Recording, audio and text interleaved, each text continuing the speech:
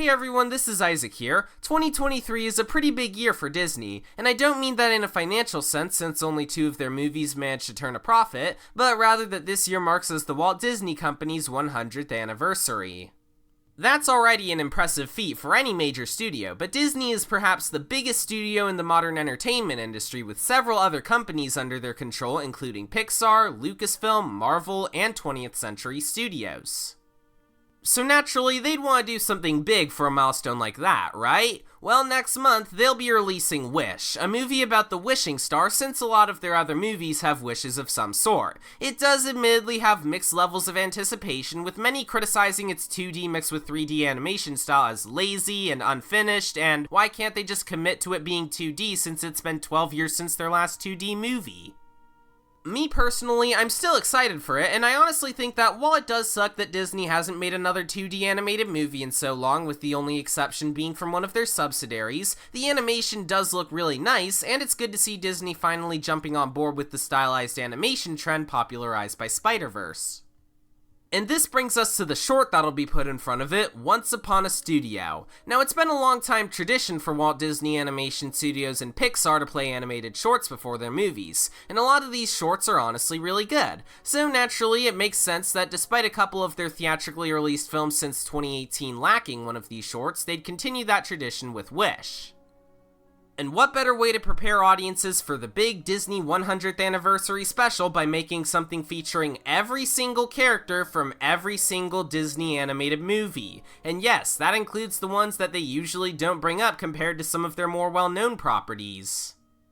So right off the bat, the idea sounds really cool. It'd be a crossover event on par with the likes of Smash Bros. Ultimate and Avengers Infinity War that'd give every single movie WDAS made its own time to shine. And while I was expecting to see this in front of Wish in November, that'll still be the case, but ABC aired it on Sunday in celebration of Disney's official 100th anniversary before it came to Disney Plus the following day, and the result couldn't have been a better tribute to the studio's history.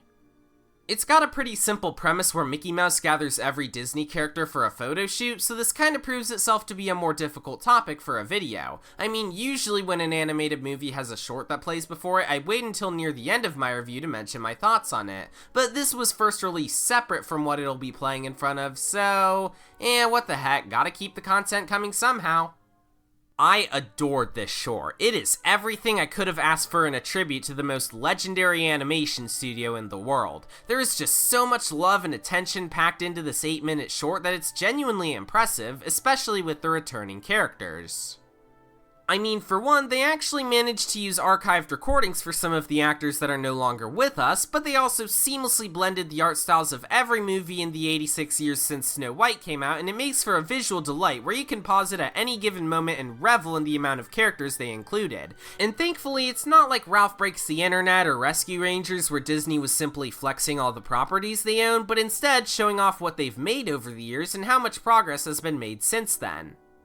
Speaking of which, I love how this short was able to shine a light on some of Disney's lesser-known works like Meet the Robinsons, The Black Cauldron, and even Chicken Little. Yeah, even what is considered one of their worst movies is still included. And you know what? I appreciate that, because even if it sucked, it still deserves to be recognized for its significance in the Disney animated canon just as much as the likes of Frozen and Moana. But at its core, Once Upon a Studio is a love letter to Disney in general and how much they were able to change the game for animation and film as a whole. Admittedly, yes, it's very easy to make fun of the modern Disney company. From their soulless remakes to their mistreatment of VFX artists to their fumbling of iconic franchises, the Walt Disney Company is far different from how it was in the days of Uncle Walt himself.